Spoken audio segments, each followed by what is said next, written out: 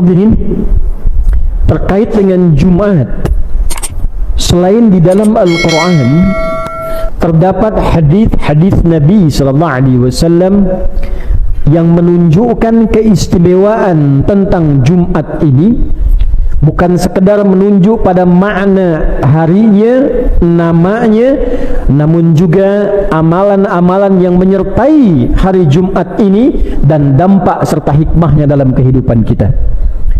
Di antara amalan yang istimewa, yang hikmah amalan itu dapat memberikan cahaya setiap pekan bagi kehidupan setiap umat Islam, tersebut dalam satu hadis Nabi SAW, didokumentasikan oleh Imam Al-Hakim An-Naisaburi dalam kitabnya nomor hadis 3392, tersambung sanadnya pada sahabat mulia Abu Sa'id Al-Khudri radhiyallahu ta'ala anhu dari Nabi sallallahu alaihi wasallam qala haddatsana qala Rasulullah sallallahu alaihi wasallam man qara'a suratal kahfi fi yaumil jumu'ati adha'a lahu minan nuri bainal jum'ataini. Nabi SAW pernah menyampaikan satu amalan terkait dengan Jumat. Man qara'a, siapapun yang membaca. Man ismun mausulun yadullu 'ala al-fardiyatil 'ammiyah. Kata sambung konjungsi menunjuk pada subjek, terkadang objek. Jadi ketika kita ditunjuk oleh Nabi sebagai objek, tapi diangkat status kita menjadi subjek untuk mengerjakan satu amalan. Apa amalannya ya Rasulullah? Qara'a surat al-kahfi fi yaumil jumu'ati, yang membaca, mendalami surah Al-Kahf di hari Jumat. Jadi ada hadis-hadis terkait dengan fadilah surah Yasin, ada hadis-hadis terkait dengan surah Al-Kahf.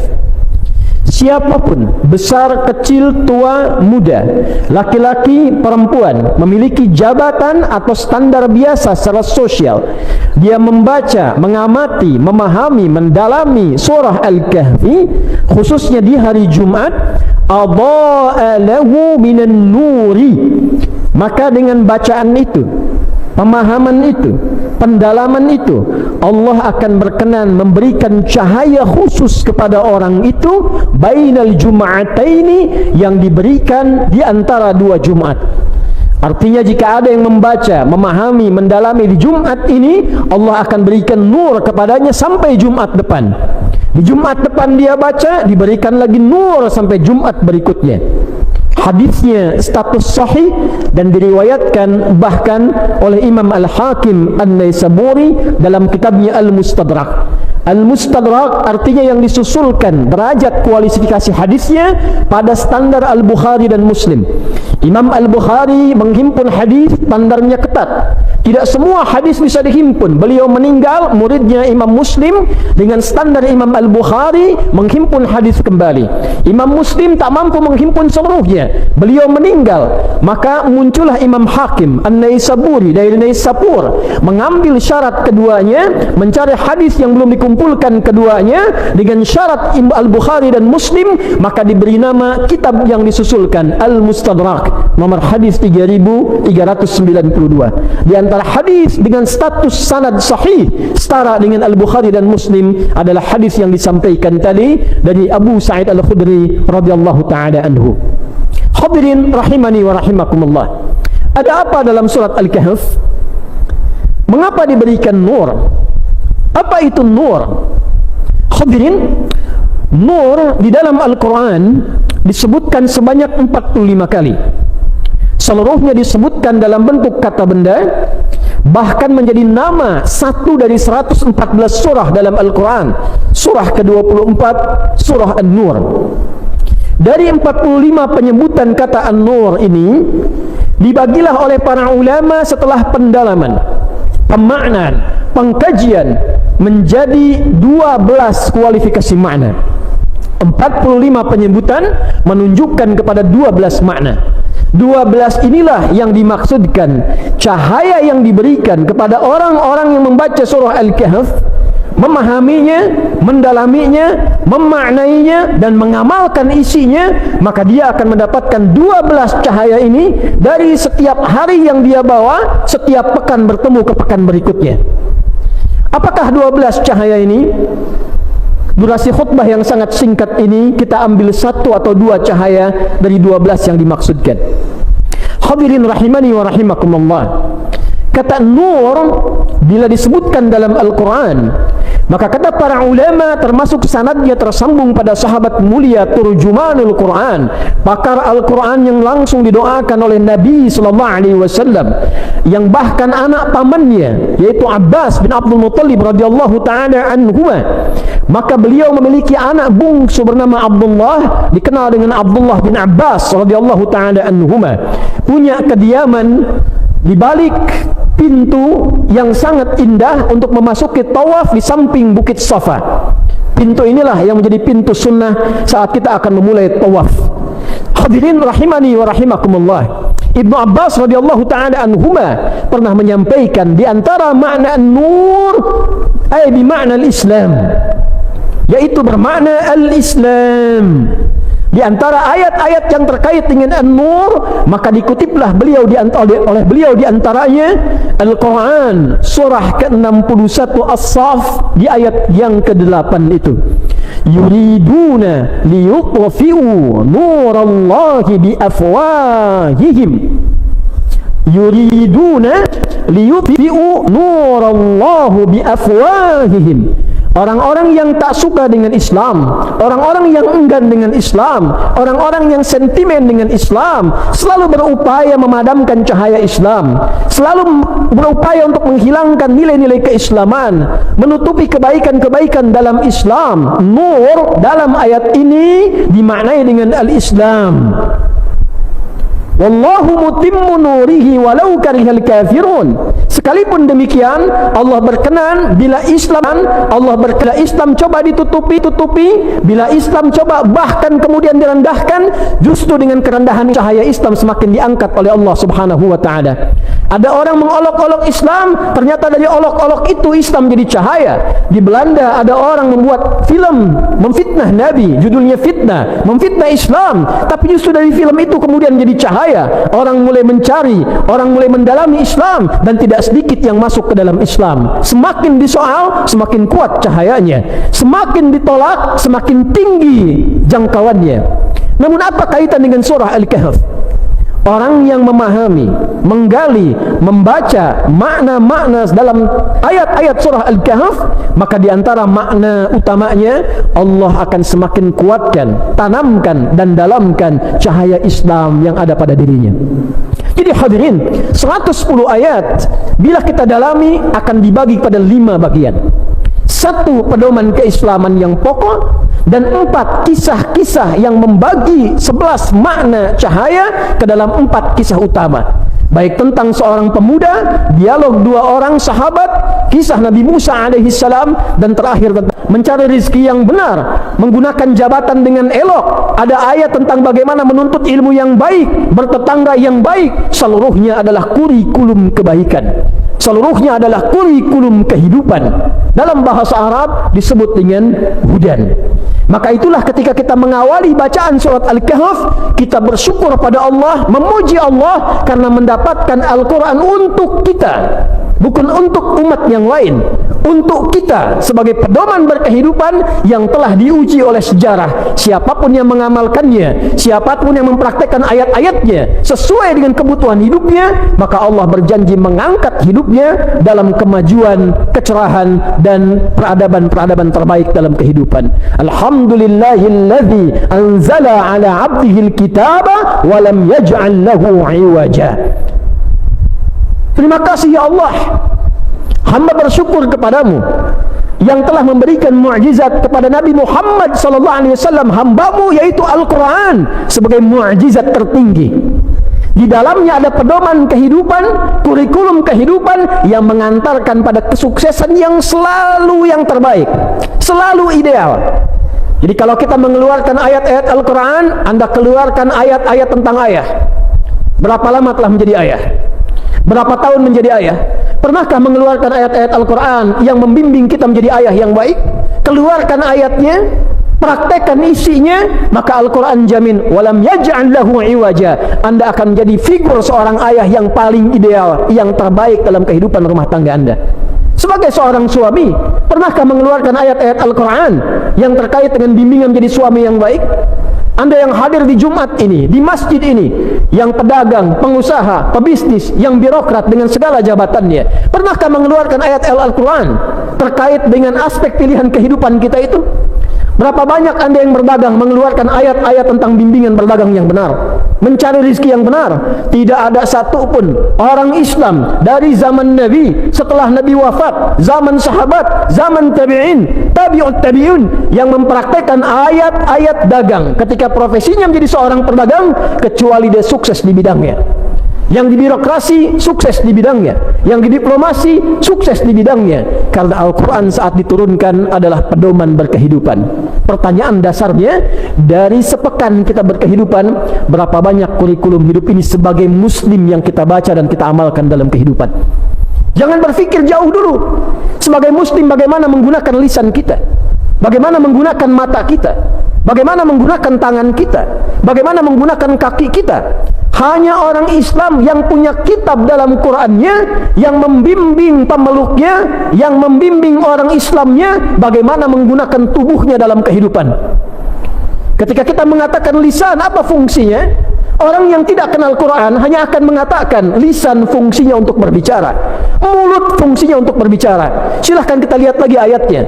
Bahkan Quran bukan hanya mengajarkan pada kita fungsi lisan untuk berbicara, tapi membimbing bagaimana cara lisan itu mesti berbicara. Ya ayyuhalladzina amanu la yaskhar qaumin qaum la yaghtab ba'dukum ba'dha. Hei orang-orang Islam yang telah beriman, sepanjang kaum muslim, maka gunakan keislamanmu, gunakan imanmu untuk membimbing lisanmu, hanya berkata yang baik-baik saja. Jangan cela orang dengan lisanmu, jangan rendahkan orang dengan lisanmu, jangan bikin hoax dengan tulisanmu. Man kana yu'minu billahi wal yawmil akhir falyakul khairan aw liyasmut. Siapa yang merasa beriman pada Allah, yang merasa muslim akan dihisab di hari kiamat, maka jaga fungsi lisannya, katakan yang baik, tak mampu dia diam.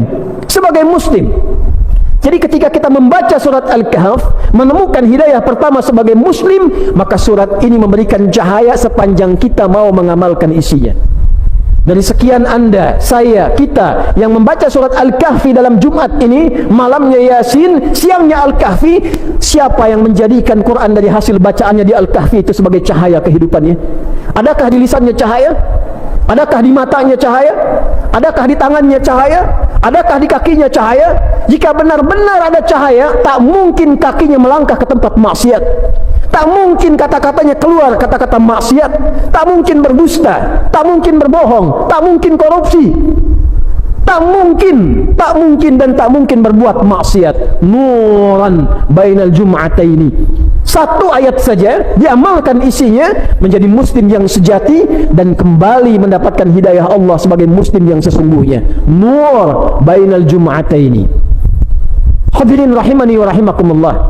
Yang kedua sekaligus penutup khutbah ini, dari 12 cahaya yang disampaikan di dalam ayat-ayat Al-Quran, jika disebutkan nur dalam Al-Quran, maka ia juga bisa berarti al-iman. Yang pertama al-Islam, yang kedua al-iman. Lalu para ulama mengutip contoh Al-Baqarah ayat 257, ketika Allah Subhanahu wa ta'ala berfirman, Allahu waliyul ladzina amanu yukhrijuhum minadh-dhulumati ilan nur walladzina kafaru awliya'uhumut taghut yukhrijunahum minan nuri ila adh-dhulumat ulaika ashabun nari hum fiha khalidun. Orang-orang beriman itu, orang-orang Islam yang yakin dengan Allah, yakin akan dihisab, maka Allah yang menjadi pelindung hidupnya, Allah yang menjadi walinya, Allah yang membimbing hidupnya. Yukhrijuhum minadh-dhulumati ilan nur. Dan dengan perlindungan Allah itu, dengan penjagaan Allah itu, ia akan selalu dibebaskan dari kegelapan berkehidupan menuju cahaya, nur. Jadi standar hidup orang beriman itu, standar hidup orang Islam itu, kalau benar-benar dia membangun hubungan yang dekat dengan Allah, dia punya Tuhan Allah, dia punya pelindung Allah, standar hidupnya kata Al-Quran selalu terbebas dari kegelapan hidup. Dalam bahasa Arab, maksiat disebut dengan zulmun, kegelapan. Sebab setiap orang berbuat maksiat, tertutup hatinya, gelap matanya, hilang cahayanya. Dalam bahasa Arab, sulit yang sangat, masalah yang pekat, kesulitan yang berat dalam pekerjaan, di rumah tangga, itu pun disebut dengan kegelapan. Karena itu ketika Anda memiliki kesulitan yang pekat, punya masalah keuangan yang pekat, makan tidak enak, jalan serasa gelap, walaupun terang terasa gelap, zulumat. Apa solusinya? Nur. Nur di sini kata para ulama diartikan dengan iman. Jadi sesungguhnya orang-orang yang selalu menguatkan imannya, orang-orang yang membangun kedekatan dengan Allah lebih, sebagai pejabat dekat dengan Allah, sebagai kiai ustaz dekat dengan Allah, sebagai pedagang dekat dengan Allah, pengusaha dekat dengan Allah, petani dekat dengan Allah. Apa janji Allah? Semakin dekat dengan Allah, semakin lekat dengan Allah, dibebaskan dari kegelapan-kegelapan hidup yang dialami. Jalan mendekat kepada Allah dalam bahasa Al-Quran disebut dengan takwa. Maka turun ayat-ayat takwa, diingatkan dalam khutbah Jumat, bukan sekedar formalitas, tingkatkan takwa, amalkan perintah Allah, jauhi larangannya. Tidak, saudara. Di dalam takwa ada solusi. Wa may yattaqillaha yaj'al lahu makhraja wa yarzuqhu min haitsu la yahtasib. Siapa yang mampu membangun hubungan lebih dekat dengan Allah, takwanya meningkat, maka kompensasi yang Allah berikan kepadanya dilepaskan dari seluruh kesulitan kehidupan dan diberikan rezeki bahkan dari sisi yang tidak dia duga. Wattaqullaha la'allakum tuflihun. Semakin dekat hubunganmu dengan Allah, semakin mudah kebahagiaanmu diraih.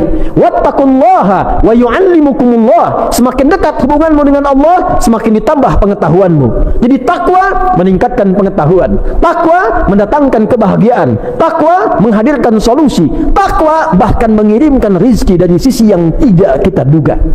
Bagaimana cara meningkatkan takwa itu? Iman yang diperkuat. Itulah sebabnya kenapa setiap kali kita temukan kalimat takwa dalam Al-Quran, kita temukan pula kalimat iman yang mengiringinya. Ya ayyuhalladzina amanu, iman, kutiba alaikumus syiyam amalan kama kutiba alal ladzina min qablikum la'allakum tattaqun. Dzalikal kitabu la raiba fi hudal lil muttaqin. Setelah itu wal alladzina yu'minun, iman, takwa, iman, takwa. Kita singkat imtak, iman dan takwa. Kenapa penting meningkatkan iman? Supaya takwa lahir. Kenapa takwa itu penting untuk lahir? Supaya mudah hidupnya, dapat solusi, meningkat derajatnya, sukses dan bahagia dalam kehidupannya. Di surat Al-Kahf ditunjukkanlah kepada kita persoalan-persoalan kehidupan yang kadang butuh penguatan iman. Tidak selesai hanya dengan ilmu, tidak selesai hanya dengan kedudukan.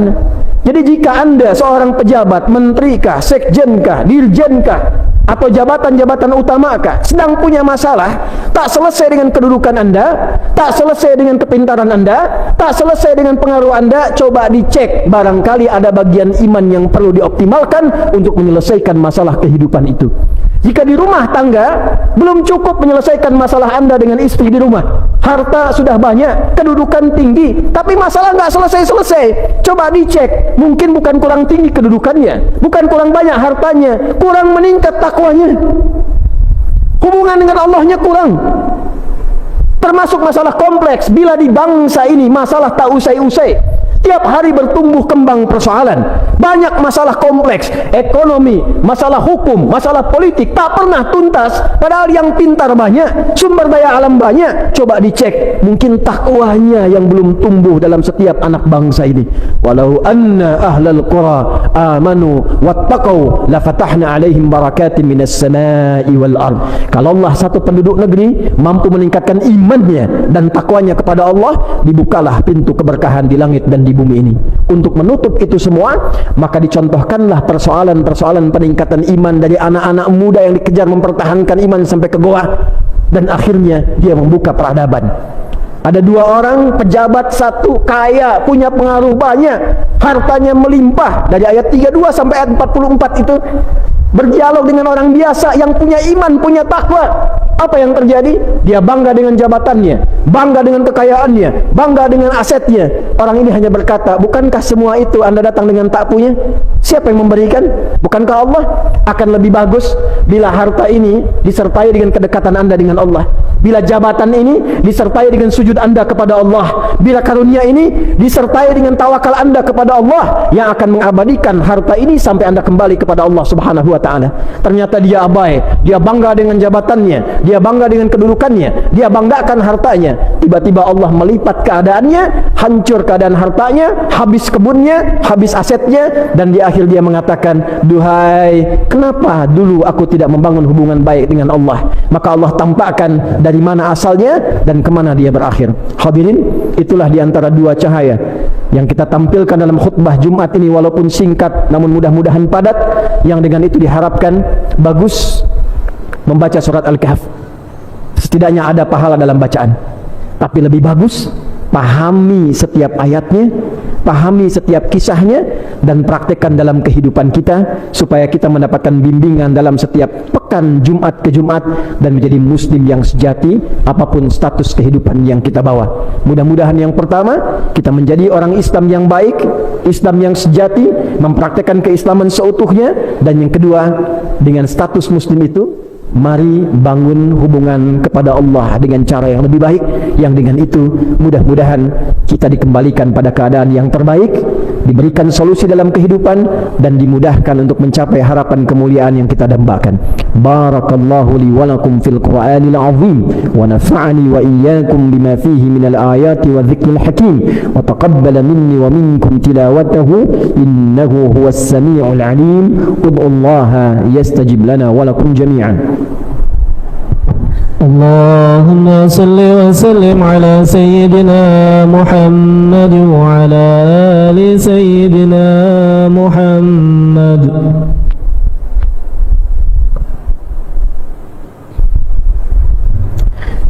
الحمد لله والصلاة والسلام على رسول الله سيدنا ونبينا محمد بن عبد الله وعلى آله وصحبه ومن والاه.